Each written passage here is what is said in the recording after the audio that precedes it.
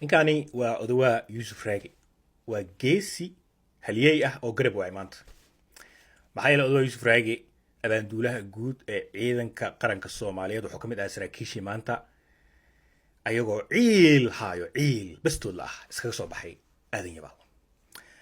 wararka way qorayaan, aljazeera qortay, ab qortay, b b c da qortay, wararka caalamka oo dhan, kuwii carabta, kuwii ingiriiska, kulli way wada qorayaan oo waa xaqiiq. aadan yabaal saaka waa lagu soo duulay, al-shabaab soo gashay, ciidamada dowladda way ka soo baxeen. waxay ogaataa marka hore aadan yabaal inay saldhig u ahayd saraakiisha dowladda kuwa ugu sare, xitaa madaxweynaha dhowr jeer u tegay.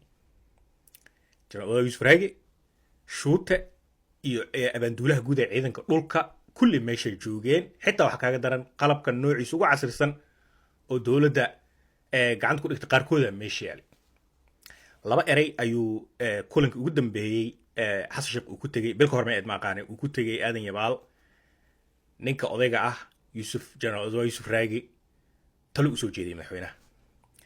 laser focus uu dhahay, diiradda yaysan ka leexanin.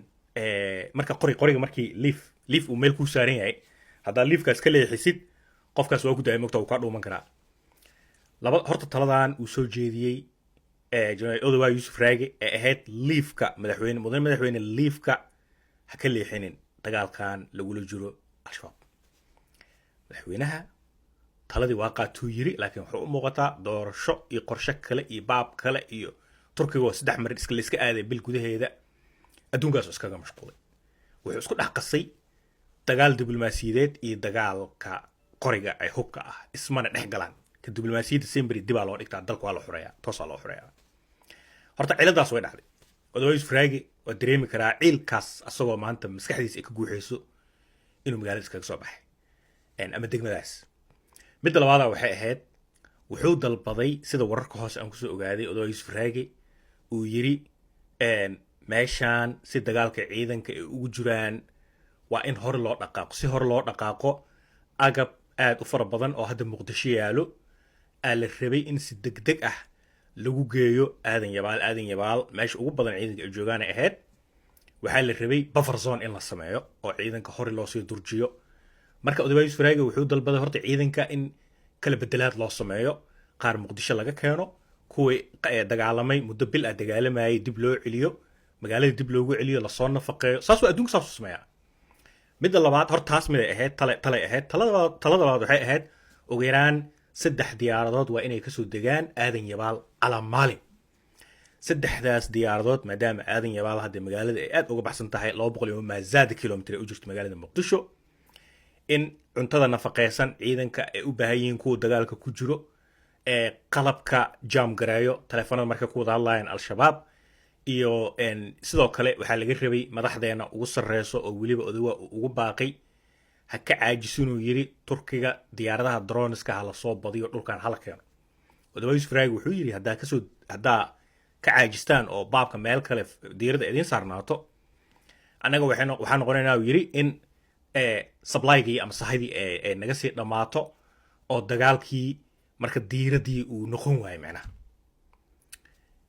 talooyinkaas madaxdeena ma qaateen. 15 way gaarayaan, maadaama ani kolley jenaraal odawaa yuusuf raagi militariga asagaa nooga qabiirsan. ana waxaa dhihi karaa maanta waa shakhsiga keliya soomaaliya joogo, maantadan la joogo ee da'yar ee ugu qabiirsan ummadda soomaaliyeed. wuxuu kusoo tababartay jiqda uganda, uu kusoo tababartay jenaraal odawaa yuusuf raagi. waa nin dagaalka yaqaan, waa raggan meesha ku dhuumanayaan, meesha ku jiraan, qorshaha socdo, xitaa waa nin sii sahmin karo waxa ay soo wadaan. waxaa laga yaabaa marka ani is leeyahay qabsashadan iyo duulaankan 3 meel in laga soo galo aadan yabaal, jenaraal odawaa yuusuf raagi wuu uga sii digay madaxda soomaaliyeed intii SSC qaatumo iyo turkiga safarkiisa iyo doorashada iyo xafladahan socdo iyo inta lagu mashquulsanayo. waxaa laga yaabaa ramadaan dhammaadkiisa ilaa ciidii jenaraal odawaa yuusuf raagi inuu fariin soo diraayay oo ahayd this is urgent, degdeg waxaa loo qabto. madaxdise maxay is dhaheen, odawaa yuusuf raagi meesha jooga asagaa hawsha kala qabanaa camal. tii awgeed ayay maanta ciidamadeenii qaranka ee usoo jabeen. hadalkan oo dhan waxaa ula dan leeyahay yaan eedda la saarin abaanduulaha guud ee ciidanka qaranka soomaaliyeed odawaa yuusuf raagi. kal iyo laab waa nin dagaalame waay laakiin waa geesi garab waayey eedda boqolkiiba boqol waa inay fuusho kuwaan muqdisho noo dhex fadhiyo madaxweyne kow adiga shaarbaada maxaan dhahnaa ra-iisul wasaaraha labo waa idin taageernaa laakiin dagaalkan waa ku jabteen gudoomiye baarlamaan aw kuwa kale caloosha waaweynaa wasiiradii oo xilliga cambuulada iyo bunka iyo keliya la imaado ayaga sanka saarto iska cuno xildhibaanada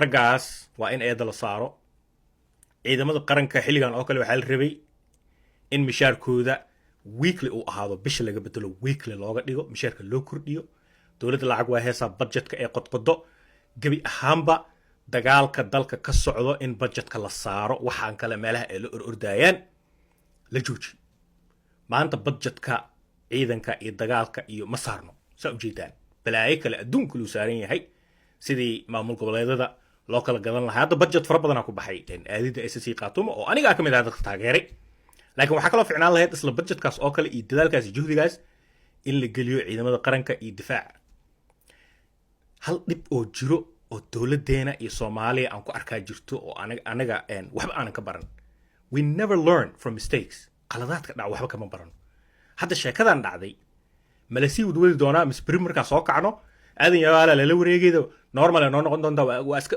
bari damban waa dhici doontaa